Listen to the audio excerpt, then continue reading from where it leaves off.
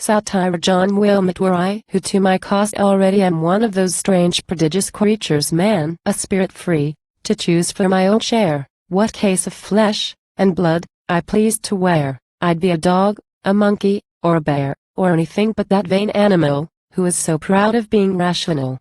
The senses are too gross, and he'll contrive a sixth, to contradict the other five. And before certain instinct, will prefer reason, which 50 times for one does err. Reason, and inus fatus, in the mind, which leaving light of nature, sense behind. Pithless and dangerous wintering ways it takes, through errors fenny, bogs, and thorny brakes. Whilst the misguided follower, climbs with pain, mountains of whimsies, heaped in his own brain, stumbling from thought to thought, falls headlong down, into doubt's boundless sea, where like to drown, books bear him up a while, and make him try, to swim with bladders of philosophy. In hopes still th escaping light, the vapor dances in his dazzling sight, till spent, it leaves him to eternal night. Then old age, and experience, hand in hand, led him to death, and make him understand, after a search so painful, and so long, that all his life he has been in the wrong. Who'd entered, the reasoning engine lees, who is so proud, so witty, and so wise. Pride drew him in, as cheats their bubbles catch, and makes him venture, to be made a wretch. His wisdom did his happiness destroy, aiming to know that world he should enjoy. And wit, was his vain frivolous pretense, of pleasing others, at his own expense.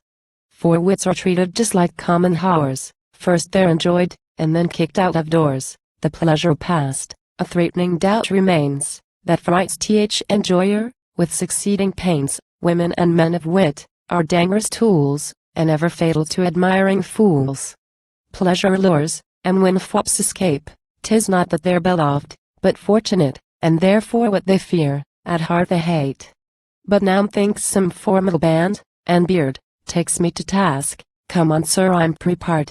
Then by your favor, anything that's writ against this jibbing jingling neck called wit, likes me abundantly, but you take care, upon this point, not to be too severe. Perhaps my muse were fitter for this part, for I profess, I can be very smart on wit, which I abhor with all my heart. I long to lash it in some sharp essay, but your grand indiscretion bids me stay, and turns my tide of ink another way. What rage ferments in your degenerate mind, to make you rail at reason, and mankind? Blessed glorious man, to whom alone kind heaven, an everlasting soul has freely given, whom his great Maker took such care to make, that from himself he did the image take. And this fair frame, in shining reason dressed, to dignify his nature, above beast. Reason, by whose aspiring influence, we take a flight beyond material sense, dive into mysteries, then soaring pierce, the flaming limits of the universe, search heaven and hell, find out what's acted there, and give the world true grounds of hope and fear. Hold mighty man, I cry, all this we know, from the pathetic pen of Angelo. From Patrick's Pilgrim, stilling fleet's Ripley's, and 'tis this very reason I despise this supernatural gift, that makes him eat. Think he's the image of the infinite, comparing his short life, void of all rest, to the eternal, and the ever-blessed. This busy, puzzling, stir-up of doubt, that frames deep mysteries, then finds them out, filling with frantic crowds of thinking fools, those reverent bedlams, colleges, and schools, born on whose wings, each heavy sword can pierce, the limits of the boundless universe. So charming ointments, make an old witch flee, and bear a crippled carcass through the ski. 'Tis this exalted pal single quotar, whose blessedness lies, in nonsense, and impossibilities. This made a whimsical philosopher, before the spacious world, his tub prefer, and we have modern cloistered coxcombs, who retire to think, cause they have naught to do.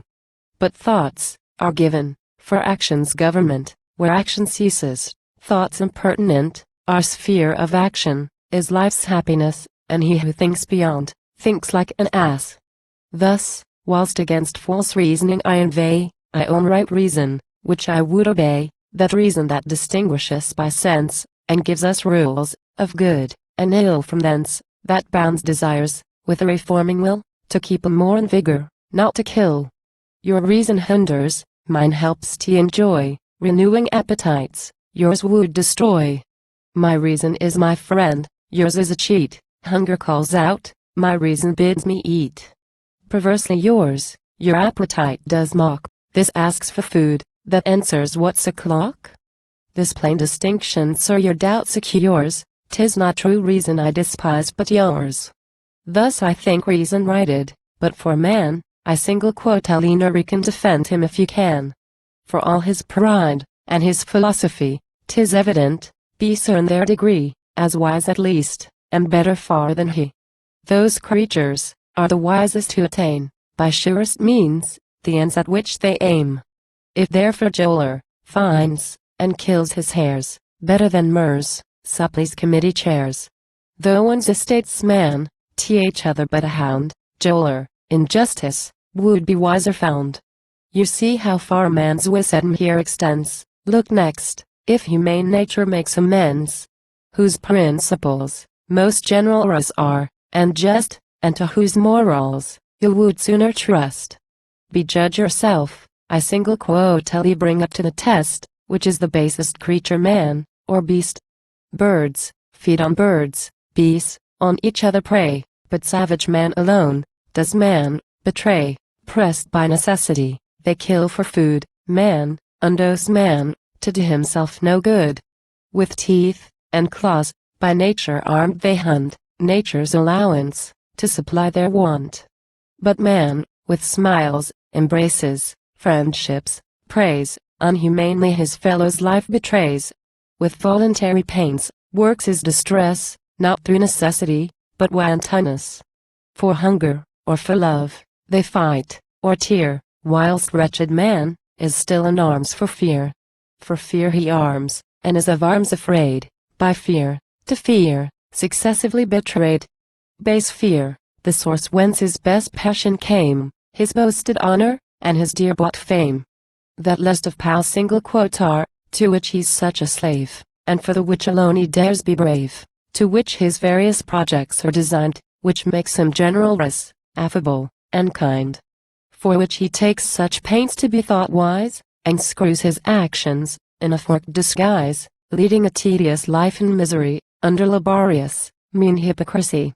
Look to the bottom, of his vast design, wherein man's wisdom, power single quote are, and glory join. The good he acts, the ill he does endure, 'tis all for fear, to make himself secure.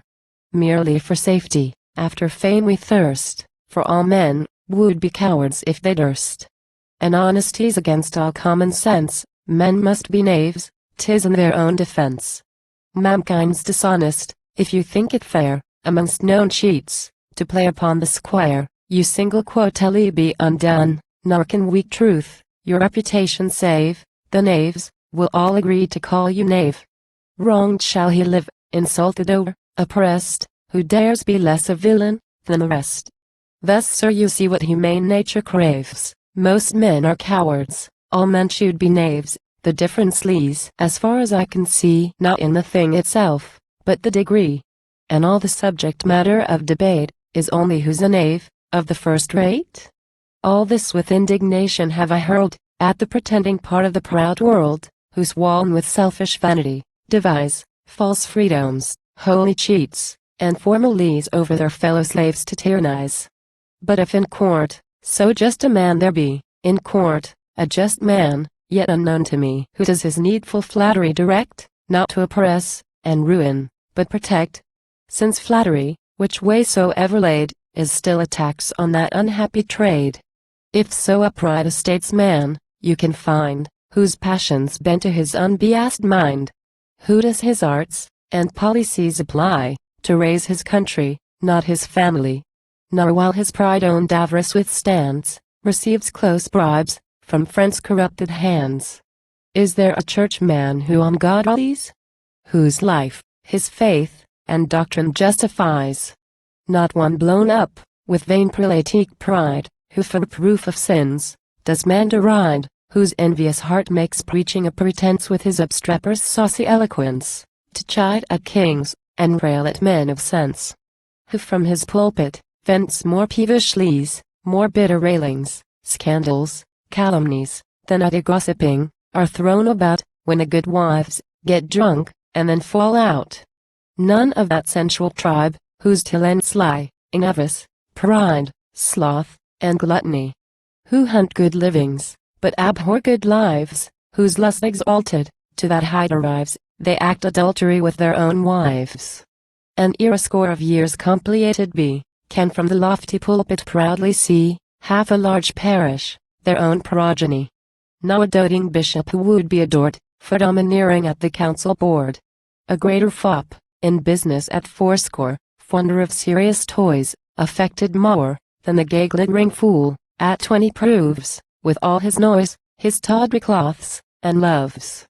But a meek humble man, of honest sense, who preaching peace, does practice continence, whose pious life's a proof he does believe, mysterious truths, which no man can conceive.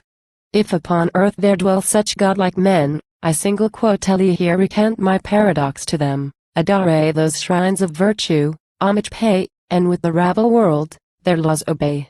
If such there are, yet grant me this at least, man differs more from man, than man from beast.